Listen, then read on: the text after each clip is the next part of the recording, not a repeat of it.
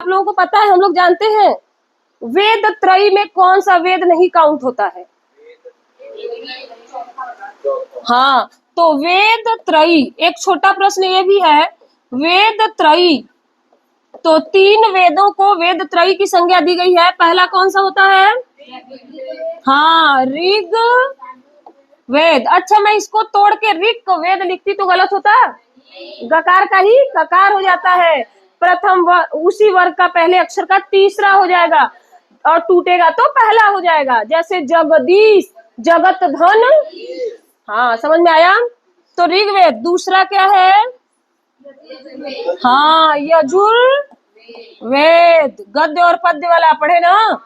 और तीसरा वेद त्रय में, हाँ, अथर्व वेद नहीं आता है, साम वेद, साम वेद। ठीक, इन्हें वेद त्रय की संज्ञा दी गई है। लेकिन वैसे कुल कितने वेद होते हैं? 4। लेकिन वेद त्रय में पूछता है कौन सा वेद शामिल नहीं है? हाँ, एक क्वेश्चन ये कंप्लीट कर लीजिएगा। आज देखिए कितनी छोटी छोटी बहुत सारी चीजें बताएंगे इंपॉर्टेंट। अब आ जाइए, एक रचना है रामायण। क्या है?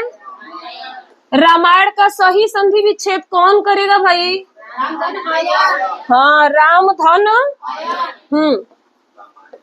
रामायण। इसको तोड़ेंगे तो आएगा राम धन अयन। अयन माने मार्ग होता है, राम के द्वारा बनाया हुआ मार्ग। अब पूछेंगे मैम ड़ का न कैसे हो गया? तो याद रखिएगा, ड़कार का नकार शुद्ध होता है। अगर हम अयन ही डायरेक्ट जोड़ देंगे अका सवर्णे करा के, तो शब्द का अनर्थ बन जाएगा, तदभव बन जाएगा। और संस्कृत के यानी शुद्ध शब्द जो होते हैं तस्तम, कभी भी तद्भव नहीं होते हैं। ठीक, इसीलिए ड़कार का नकार होता है ना। वो कुछ सूत्र और रूल लगते हैं, उतना आपको नहीं जानना क्योंकि वनडे का एग्जाम है। समझ में आया? बस इतना जानिए कि ड़कार का नकार हो जाएगा, टूटेगा। क्योंकि अयण कह देंगे तो अयण माने अर्थ ही अनर्थ हो जाएगा। अयन माने मार्ग होता है। क्या होता है? लेकिन जब रामायण कह देंगे तब तद्भव बन जाएगा। तो उसको सही से बनाने के लिए हम लोग नकार के स्थान पे ड़कार क्या कर देंगे? समझ में आया? और अका सवर्णे दीर्घ, अ और अ मिलके, म का अ और अ मिलके आ, तो बन गया रामायण।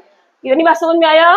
कई बार टेट में आया हुआ है ये। ठीक है, चलिए अब देखिए दूसरा है महाभारत। क्या है? महाभारत। तीसरा हम लोगों का एक ग्रंथ है नाट्य शास्त्र। क्या है? ये तीनों लिखने का बस एक ही पर्पज है कि आपको बताना है कि इसको और क्या कहा जाता है। देखिए, रामायण को कहा जाता है चतुर्विंशति सहस्र संहिता ना। चतुर्विंशति सहस्र संहिता यानी 24,000। चतुर्विंशति 20,424, सहस्र माने 1000, 24,000 श्लोकों वाला कौन है? चतुर्विंशति सहस्त्र संहिता कई बार अपने यहाँ टेट में पूछा हुआ है। हाँ, और वनडे के एग्जाम में ऐसे पूछा हुआ है जय संहिता ना, महाभारत का नाम। लेकिन टेट में चतुर्विंशति सहस्त्र संहिता किसका दूसरा नाम है? कुल कितने श्लोक? अब ऐसे देखो, आपको मैंने बताया कि हमेशा संस्कृत में पढ़ल जाला सीधे, लेकिन जोड़ल जाला उल्टे। इधर देखिए आदित्य, चतुर्विंशति, विंशति माने 20 और 4 जोड़ेंगे तो, और सहस्त्र माने 1000, तो कितना भयल? 24,000 श्लोकों वाला कौन है? कितने कांड? 7 कांड। रामायण में कितने कांड? रामायण में कितने कांड? इस बात को याद रखिए। कौन लिखा है? हाँ, सबसे छोटा कांड किष्किंधा कांड होता है। ठीक, और सबसे अंतिम लंका या युद्ध कांड सबसे बड़ा कांड। समझ में आया? तो आपके वनडे के एग्जाम में हमने देखा है, पूछा है सबसे छोटा कांड किष्किंधा। क्या है? वही बाली वाला कहानी वहां मिलता है, बाली सुग्रीव वाला। हाँ, और सबसे बड़ा आपका नहीं, सबसे बड़ा लंका कांड। बाकी सारी प्रक्रिया तो वही खत्म होती है, अंत। ठीक, तो याद रखिएगा रामायण वाल्मीकि द्वारा लिखा गया है। किसके द्वारा? यही डाकू रत्नाकर थे पहले। कौन थे? रत्नाकर। समझ में आया? बाद में वाल्मीकि नाम पड़ा। वाल्मीकि का मतलब होता है दीमक। वाल्मीकि का क्या अर्थ होता है? शुद्ध वाल्मीकि कैसे लिखा जाता है, कौन बताएगा? वाल्मीकि। हाँ देखिए, ये अभी आया था लेखपाल के एग्जाम में। शुद्ध वाल्मीकि कैसे लिखा जाएगा? वाल्मीकि। वाल्मीकि जल्दी से पढ़ना है कि सुनाई भी न दे, छोटी की मात्रा। वाल्मीकि। समझ में आया? वाल्मीकि का अर्थ होता है दीमक। ये इतने मूर्ख थे कि और इतना मारकाट किए थे कि इनको राम भी इनके जीवा पे नहीं आ रहा था। अगर ऐसा व्यक्ति रामायण लिख सकता है जिसको पढ़ने में पूरी जीवन खत्म हो जाएगी, तो आप तो बहुत कुछ जानते हो।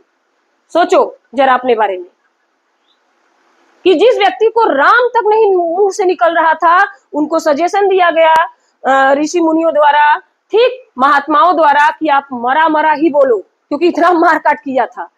मरा मरा मरा करते करते जरा जल्दी जल्दी करिएगा तो राम आ जाता है ना। इतना वर्ष लगा, हजारों वर्ष लगा इनको, और पूरा दीमक लग गया था इनके ऊपर। तभी इनका दूसरा नाम वाल्मीकि पड़ा। क्या पड़ा? कहीं भी वाल्मीकि ऋषि का आप देखेंगे मूर्ति ना, तो वो दीमक रहता है। क्या रहता है? समझ में आया? तो ऐसे व्यक्ति अगर रामायण लिख सकते हैं, जिसको पढ़ने के लिए, जिस पे रिसर्च हो रहे हैं, तो सोचिए आप तो बहुत कुछ जानते हो। आपकी नौकरी नहीं लगेगी। नौकरी आसान है उनके लिए जो पढ़ने वाला है, भैया कठिन है जो नहीं पढ़ने वाला है, क्योंकि अब एक लोग तो पढ़ने वाला है नहीं। चलिए, और महाभारत क्या लिखा है? महाभारत का दूसरा नाम है महाभारत 3 काल क्रमों से गुजरा है। जय संहिता पहला, जय भारत, तब महाभारत। तो पूछता है जय संहिता किसका नाम है? हाँ, पहला नाम। लेकिन इसे और भी कहा जाता है, कहते हैं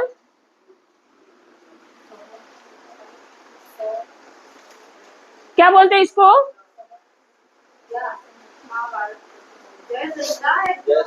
ना ना, ऐसे जैसे चतुर्विंशति सहस्र संहिता बोलते हैं ना,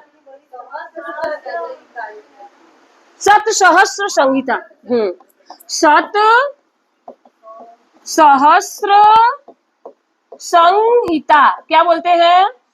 सत सहस्र संहिता ना। सत माने 100, सहस्र माने 1000। 100,000 का मतलब कितना हुआ? बोले भाई। हाँ, यानी 1 लाख। ये भी कई बार टेट में आ चुका है। सत सहस्त्र संहिता किसका दूसरा नाम है? हाँ, 1 लाख श्लोकों वाला। लेकिन पहला नाम जय संहिता, दूसरा भारत, तब तीसरा महा। हाँ, 3 काल क्रमों से गुजरा है, वो बातें याद रखनी है आपको। बाकी इसका सत सहस्त्र संहिता कहा जाता है, क्योंकि कुल 1 लाख श्लोक है। कितने लाख? अब आ जाइए नाट्य शास्त्र। महाभारत के लेखक वेद व्यास। वेद व्यास। और रामायण के वाल्मीकि। फिर से बोलिए, रामायण के और महाभारत के और नाट्य शास्त्र के भरत मुनि। नाट्य शास्त्र के भरत, रस संप्रदाय के प्रवर्तक माने जाते हैं। रस संप्रदाय के, इसे बोला जाता है षड सहस्र संहिता। इसे क्या बोला जाता है? हाँ, या सट भी लिख सकते हैं। डकार का टकार, टकार का डकार हो जाता है, कोई दिक्कत नहीं है। षड सहस्त्र संहिता या षट सहस्त्र संहिता कहा जाता है। इसका मतलब होता है 6000 श्लोकों वाला। कुल कितने श्लोक है? हाँ, 36 अध्याय है। इसमें कितने अध्याय है और कुल श्लोक कितने हैं? 6000। इतनी बातें याद रखिएगा। चलिए एक बार रिवीजन करा दे रही हूँ। रामायण कौन लिखे हैं? शुद्ध वाल्मीकि। देख लीजिए ध्यान से, म पे बड़ी मात्रा, क पे वाल्मीकि। और रामायण का संधि विच्छेद करिए। हाँ, अक सवर्णे। चलिए, चतुर्विंशति सहस्त्र संहिता। हाँ, और महाभारत कौन लिखे हैं? महाभारत कितने काल क्रमों से गुजरा? जय संहिता, भारत, महा। फिर कहा जाता है सत सहस्त्र संहिता, क्योंकि 1 लाख श्लोकों वाला है। और नाट्य शास्त्र के लेखक, नाट्य शास्त्र के लेखक, रस संप्रदाय के भी जनक भरत मुनि। और 60 संहिता किसे कहा जाता है? हाँ, 6000 श्लोकों वाला और 36 अध्याय। कम से कम मोटी मोटी चीजें आपको याद रखनी है। समझ में आया? हाँ, वो तो बताई ही इन लोगों को। वो अभी महाभारत रामायण एक अक्ष पढ़ाई, घबरा के नहीं बा। अभी तो शॉर्ट में ये सब कम से कम जो वनडे की तैयारी कर रहे हैं, मोटी मोटी चीजें आनी चाहिए। अब आ जाइए, हम लोग अगला पढ़ते हैं कि बताइए काल के कितने प्रकार। हाँ, आज सोची थी कि सारा प्रकार बता दूंगी तो पढ़ाती रहूंगी, कल अल्पप्राण महाप्राण पढ़ाऊंगी। काल के कितने प्रकार? हाँ, ऐसे शब्द जिनसे हमें समय का बोध होता है। किससे होता है? हाँ, क्या होता है? समय का बोध। तो वर्तमान काल, भूतकाल, कार्य हो रहा है तो कौन सा काल? हाँ, वर्तमान काल। काल हो रहा है, काम हो रहा है तो कौन सा काल? और जब बीत चुका है तो भूत काल। और जब अभी होगा तो हाँ, भविष्य काल।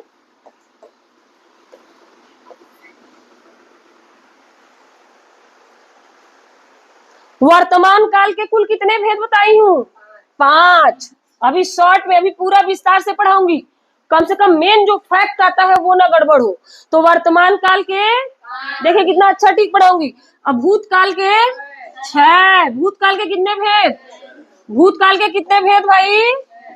हाँ, और भविष्य के बोले भैया 3 थे, घट गल भविष्य में ना, भूत वाला 3 तो घट गया, तो 3 भेद। कितने भेद? हाँ, इतनी बातें कम से कम अभी याद रखना है आपको। वर्तमान काल जिससे काम का होना जारी हो, पता चले, तो वो क्या होता है? वर्तमान। कितने भेद हिंदी में? हिंदी में कितने भेद? और भूतकाल? भूतकाल एक थे, भूतवा बढ़ जाई ना, फिर 3 थे, भविष्य घट जाई। 5 6 3 अक्रम से याद रखबा तो 5 6 5 6। हाँ, पहले वर्तमान काल, फिर भूतकाल, फिर अच्छा, वह जा रही है, कौन सा काल? वह जा चुकी है, वह गई, भूतकाल। वह गई, गई ना, अभी वह जाएगी। हाँ, तो थोड़ा भाव से, हिंदी है, हिंदी को सही से नहीं पढ़ेंगे तो बिंदियों लग जाएगा, मतलब 0 मिल जाएगी। हिंदी को इतना हल्के में नहीं लेना है, ठीक है? चलिए, तो समझ में आया? जिन शब्दों से हमें समय का बोध होता है उन्हें काल कहते हैं। हिंदी में काल के 3 प्रकार। कितने प्रकार? वर्तमान काल, भूतकाल। तो वर्तमान काल के कितने भेद? और भूतकाल के समझ में आया?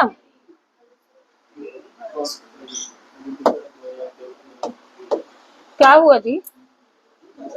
नेटवर्क नहीं काम करेगा? होम पेज समझ में आया? चलिए, अब आ जाइए,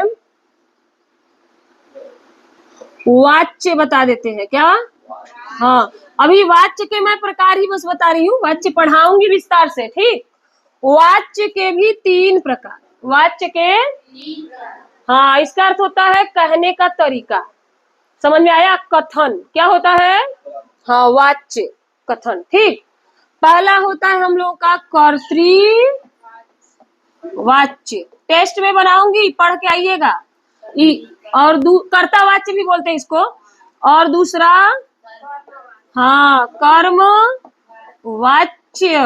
और तीसरा भाव वाच्य।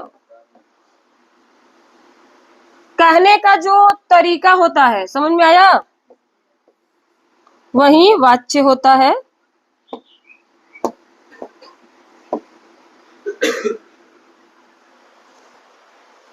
इसके कोई टाइप नहीं होते हैं कि कर्तृवाच्य के कितने प्रकार कितने ना, बस इतना आपको याद रखना है।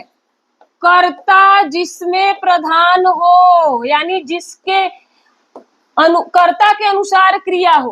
कर्ता जिसमें प्रधान हो, कर्ता जिसमें में है बेटा, कर्ता जिसमें प्रधान हो प्रधान का मतलब क्रिया इसी के अनुसार होना चाहिए, क्रिया इसी के अनुसार।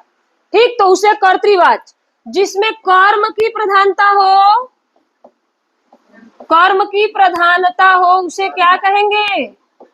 कर्मवाच्य, यानी क्रिया कर्म के अनुसार लगेगी। क्रिया किसके अनुसार? हाँ, नाम जिसका जिससे है उसी के अनुसार क्रिया लगेगी। भाव का मतलब ही होता है क्रिया, भाव का दूसरा नाम, यानी अब क्रिया अपने आप में खुद प्रधान होगी। क्रिया जिसमें क्रिया खुद प्रधान हो, क्रिया स्वतः प्रधान हो,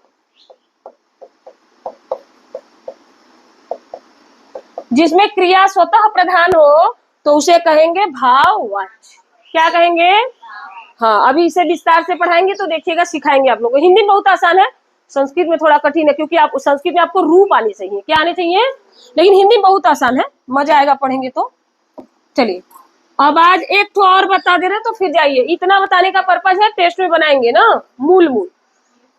जैसे हम लोगों को पढ़ना होता है कि संज्ञा के प्रकार, किसके प्रकार? हाँ, तो संज्ञा के कितने प्रकार? 5, लेकिन मुख्य रूप से 3 ही होता है। कुल 5 प्रकार। कुल कितने होते हैं? लेकिन मुख्य रूप से कितने होते हैं? 3। तो लेकिन पढ़ना हमको है कंपटीशन के दृष्टि से, तो 5 आना चाहिए। सबसे पहला क्या होता है? चलिए, कोई भी, लेकिन जाति वाचक संज्ञा, जातिवाचक संज्ञा। दूसरा होता है व्यक्ति, कोई चीज क्रम से बेटा पढ़ा करिए। व्यक्ति, हाँ, क्रम से नहीं पता तो भी पता चलता है आपके ज्ञान का, ठीक है। तीसरा भाव,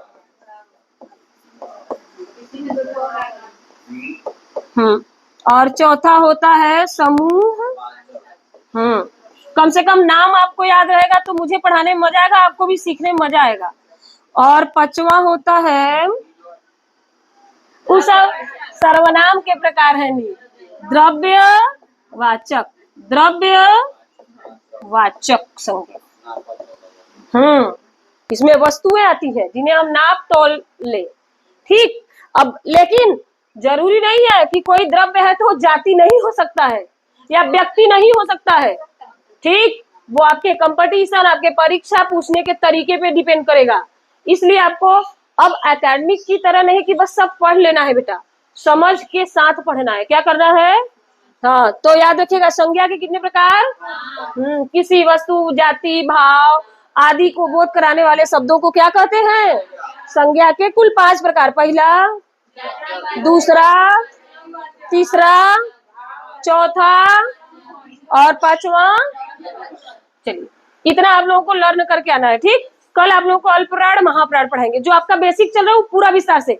ऐसे ही बीच बीच में छोटा छोटा टॉपिक दे देंगे ताकि आपको कम से कम क्रम से तो पता रहे कितनी चीजें क्या है। कम से कम 2-3 क्वेश्चन तो ऐसे ही बना देता है। सर्वनाम के कितने प्रकार? कई बार पुलिस में आया है। अव्यय के कितने प्रकार? कई बार पुलिस में आया। तो कम से कम प्रकार तो आपको मूल याद रहेगा, फिर पढ़ाएंगे तो समझ में आएगा। ठीक है, अब जाइए। आदित्य, इसको निकाल के लेते हुए दे दीजिएगा। तो 12वां पढ़ा रहे होंगे ना? पढ़ाते हैं ना?